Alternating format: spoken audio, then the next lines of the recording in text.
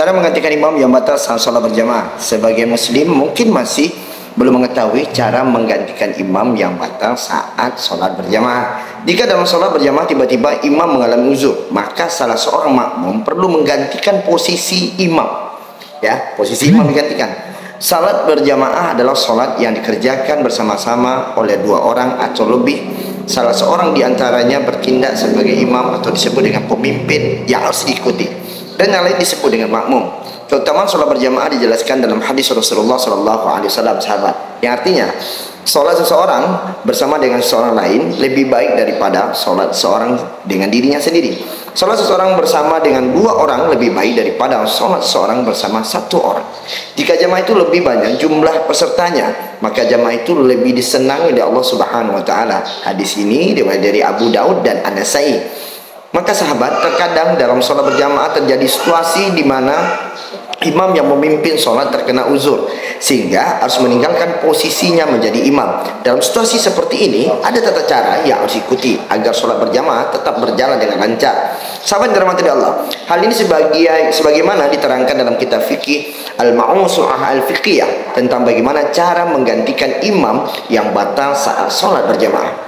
Sahabat dirahmati Allah, adapun hal tersebut adalah rinciannya sebagai berikut. Yang pertama, imam yang batal harus keluar dari tempat sholat. Imam yang batal harus keluar dari tempat sholat. Kenapa? Saat seorang imam mengalami uzur atau situasi yang memaksa untuk meninggalkan sholat, seperti keluarnya angin dari tubuhnya atau perlu pergi ke toilet, maka imam harus keluar dari barisan jamaah dan meninggalkan tempat sholat berjamaah. Yang kedua, imam menunjuk penggantinya. Setelah imam keluar dari tempat sholat, langkah berikut yang diambil adalah menunjuk seseorang untuk menggantikan posisinya sebagai imam. Kenapa? Karena ini adalah hal yang perlu dilakukan agar sholat berlanjut. Maka imam yang batal dapat menunjuk salah seorang makmum yang berada di barisan jamaah, seperti menepuk atau menarik tangan salah seorang makmum untuk maju ke depan.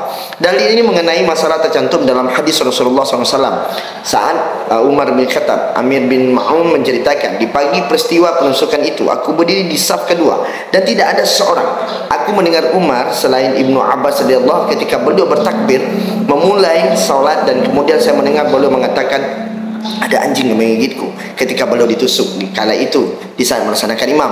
Lalu Umar menarik Abdurrahman bin Auf untuk maju dan beliau mengimami para sahabat dengan solat yang sangat ringan. Hadis ini diriwayatkan oleh Bukhari dan Ibnu Ibn.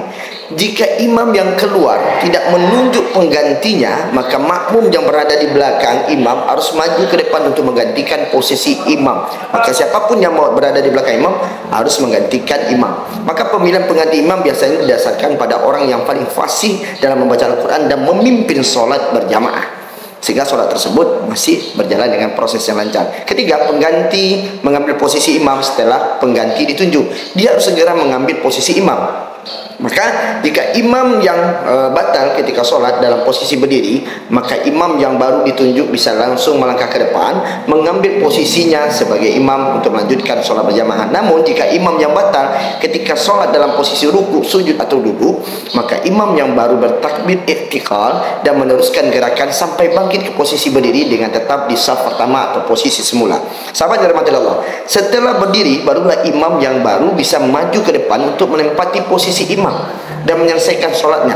Hal ini sebagaimana diterangkan dalam kitab fikih Al-Ma'usu'ah Al-Fiqhiyah sebagaimana berikut. Jika ada sebabnya, dalam kitab tersebut, jika ada sebab yang mengharuskan imam diganti dalam posisi ruku atau sujud, maka imam bisa langsung menunjuk pengganti sebagaimana yang biasa dilakukan dalam posisi berdiri. Namun kemudian imam pengganti mengangkat kepalanya dari sujud dengan mengeraskan takbir i'tikal. Maka sahabat, sementara imam yang batal tidak boleh membaca takbir ketika bangkit agar makmum tidak mengikutinya. Meskipun sholat makmum tetap sah jika dia bangkit karena mengikuti takbir imam tersebut. Maka sahabat yang dirahmati oleh Allah Subhanahu wa taala, kalau kita dalam melaksanakan kegiatan sholat berjamaah dan ada imam di depan kita batal, maka posisi kita yang di belakang imam ini adalah pengganti imam sesudah imam tersebut batal, dan imam menunjuk kita dan menarik kita, tangan kita, atau mendorong bahu kita, menepuk bahu kita untuk menjadikan pengganti. Maka tidak sembarangan orang yang berada di belakang imam, dan orang yang berada di belakang imam ini adalah orang yang fasih dan mampu membaca Al-Quran dengan fasah. Nah sahabat, itulah cara menggantikan imam ketika imam sedang uzur atau imam sedang berhalangan di saat dia memimpin sebagai imam. Semoga kajian singkat dalam kitab Al-Ma'usu'ah Al-Fiqhiyah ini, juz yang ketiga halaman 253 ini bisa bermanfaat buat kita ketika kita menggantikan posisi imam. Dari imam batal uzur, setelah itu kita makmum, ditunjuk, ditepuk punggung paha kita untuk menjadikan pengganti atau ditarik tangan kita sebagai pengganti. Maka di saat ditarik kita harus berada di posisi terdepan dan melanjutkan sholat berjamaah agar sholat berjamaah tetap berlanjut dengan tertib. Semoga bermanfaat.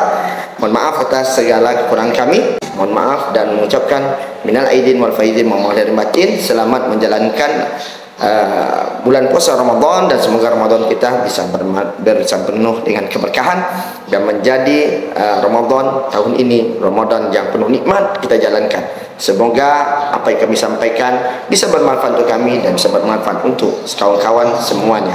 Assalamualaikum warahmatullahi wabarakatuh.